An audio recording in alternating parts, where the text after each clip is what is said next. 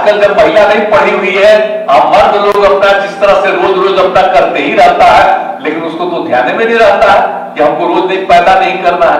पहली बार इस देश में बिहार ही है जहां पंचायती राज चुनाव में और नगर निकाय के चुनाव में महिलाओं को 50% दिया गया अधिकार, आधा महिलाओं के लिए आरक्षित कर दिया। अब मतलब आधा ही नहीं, आधा से भी ज्यादा महिलाएं जीत जा रही है।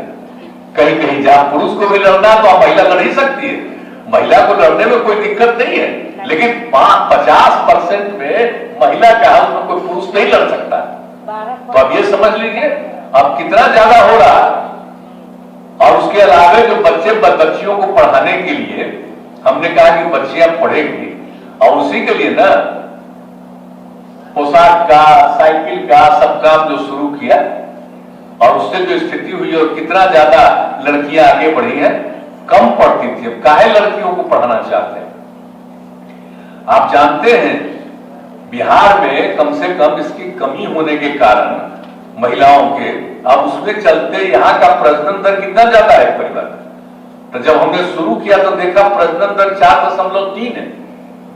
तो उसी समय हम लोगों ने पूरा का पूरा तय किया कि नहीं भाई लड़कियों को पढ़ाना चाहिए, और एक बार पूरे बिहार देश का और बिहार का हम लोगों ने आकलन करवा करके जो जानकारी हम लोगों को मिला कि अगर पति पत्नी में पत्नी मैट्रिक पास थी तो देश भर में उस तरह के परिवारों का प्रजनन दर था 2, और बिहार में भी पति पत्नी में अगर पत्नी मैट्रिक पास थी तो उसका प्रजनन दर भी मिला 2, और पति पत्नी में पत्नी मैट्रिक के भी आगे इंटर पास है, आगे पास है, तो देश भर के परिवारों में मिल रहा था प्रजनन दर 1.7, और बिहार में उस तरह के परिवार में प्रजनन दर मिला 1.6।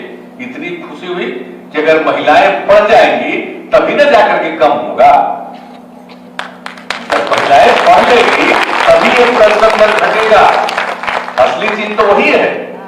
और आजकल जब महिला नहीं पढ़ी हुई है, अब मर्द लोग अपना जिस तरह से रोज रोज अपना करते ही रहता है, लेकिन उसको तो ध्यान में नहीं रहता है कि हमको रोज नहीं पैदा नहीं करना है।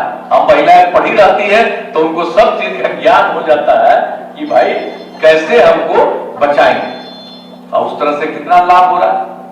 अब उसके चलते अब जानते हैं लड़कियों की पढ़ाई से एक बात जान लीजिए आप लोग, अब प्रजनन दर घट करके बिहार में हो गया 2.9, और हमारी तो इच्छा है कि अगले 20 साल के अंदर, 15-20 साल के अंदर हम लोग और कर दे, और उसके बाद आबादी बढ़ेगी नहीं, आबादी स्थिर हो जाएगी और उसका नीचे जाएगी, और प्रजनन दर भी 2 हो जाएगा। तो ये काम भी आपकी को करना। आज पढ़ना है ना, भेजते हैं लड़का लड़की को पढ़ाने के लिए, तो शुरू में तो खूब हुआ, बीच बीच में शिकायत आती है कि स्कूल में सब पढ़ा नहीं रहा। तो आप लोगों से हम यही कहेंगे कि भाई जितना भी है, एक बार हम लोगों ने शुरू किया तो उसको फिर रोक लगा दिया, कोई कहीं से हो गया। हम तो आपको यही कहेंगे कि आप स्कूलों में देखते रहिए, लड़का लड़की तो पढ़ती है स्कूलों में, अब उसमें देख लीजिए कि मास्टर साहब पढ़ा रहे हैं कि नहीं, शिक्षक जो है वो पढ़ा रहे हैं कि नहीं पढ़ा रहे हैं। नहीं पढ़ा रहे हैं तो अपना मोबाइल आप लोगों को है, फोटो वोटो ले लीजिए, और उसके बाद हमने खबर कर दिया है डीएम को, हर जगह वो अपना खबर कर दीजिएगा, अब तुरंत पता चलेगा कि भाई वहां पर तो आ ही नहीं रहे, तो उसे पूछा जाएगा भाई क्यों नहीं आ रहे हैं समय पर पढ़ने के लिए।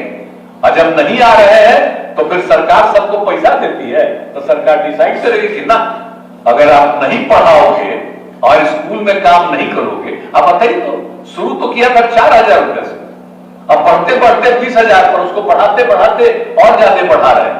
लेकिन कुछ लोग ऐसे ही बोलते रहता कि कम है, अरे कम है, बढ़ा ही न रहे हैं हम लोग, और बढ़ाते बढ़ाते और आगे करना चाहते हैं। लेकिन पढ़ना नहीं चाहिए जी, पढ़ाना नहीं चाहिए।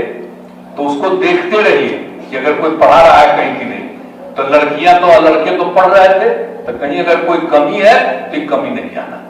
तो इसके लिए भी आपसे अनुरोध है कि इस चीज को भी देखिएगा, पूरे तौर पर आप देखिएगा।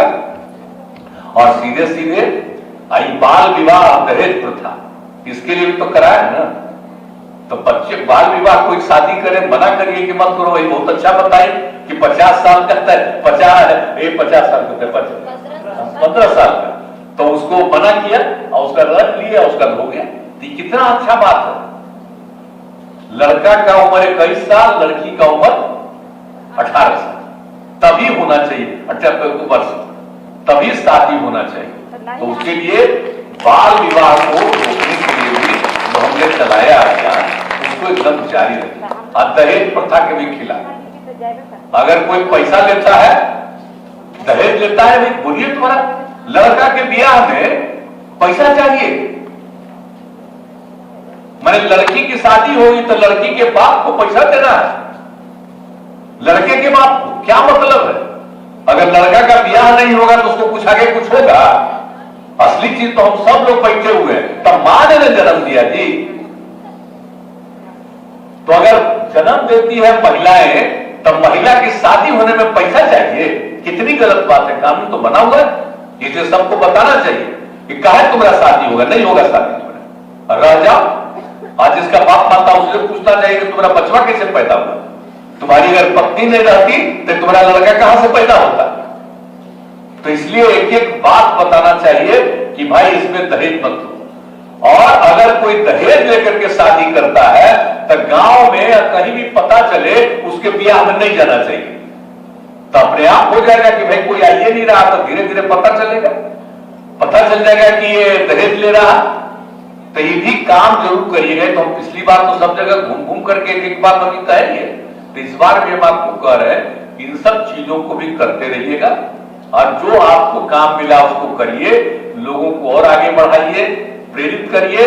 और आप लोगों को और आगे बढ़ाने के लिए ही हम सुनना चाहते हैं। अभी 2-3 लोगों की बात सुन लिए और तुरंत हमने कहा कि आप इसको बताइए, तो आप सबको धीरे धीरे और बढ़ाया जाएगा, ताकि आप और बेहतर ढंग से काम करें, आपकी आमदनी बढ़े और आप और आगे बढ़ाइए, और समाज तो बेहतर होगा। असली हमारा वही है, हम लोग का मकसद क्या है, बिहार को विकसित करना। हाँ, दूसरी बात है कि अब तो शुरू हो गया है, जाति आधारित गणना शुरू हो गया है। तब आप सब लोग ध्यान दीजिएगा, एकदम सही सही आज से शुरू हो गया। तो सब देखेगा कि कहां रह रही है, कहां रह रही है। मान लीजिए परिवार का कुछ आदमी बाहर है तो उसके बारे में बता दें कितना लोग बाहर है। ऐसा नहीं होना चाहिए कि बाहर में भी गिनती हो जाए, यहां भी गिनती हो जाए, तो ज्यादा तो आबादी दिखेगी। तो इसलिए इस बात को एक एक चीज को बता करके, और आर्थिक स्थिति क्या है, हमने साथ साथ ये भी कहा कि खाली जाति की जानकारी नहीं, बल्कि उसके साथ साथ लोगों की आर्थिक स्थिति क्या है, तो ये पूरा जान लेंगे तभी ना उसको और विकसित करेंगे। और जाति आधारित गणना जो हो रहा है, हमने तो केंद्र को कहा नहीं माने, तो हम लोग यहां पर कर रहे हैं। तो जो जाति आधारित गणना हो रहा है उसमें भी देखिएगा कि लोग ठीक से अपना नाम लिखवा दे, अपना जात बता दे। बहुत तो खाली उपजाति अपना बोलता है, तो उपजाति देखो जाति के अंदर होता है, तो जाति की संख्या होती है। तो इसलिए उसको भी पूरा बढ़िया से हमने बता दिया है लोगों को कि जो जानेगा उससे पूछ करके फिर उससे भी सहमति लेकर के लिखिएगा। आप लोग भी सबको बताइएगा। जब आप लोग तो इतना ज्ञान आप लोगों को हो न गया, तो इसलिए इसकी गिनती ठीक से करानी।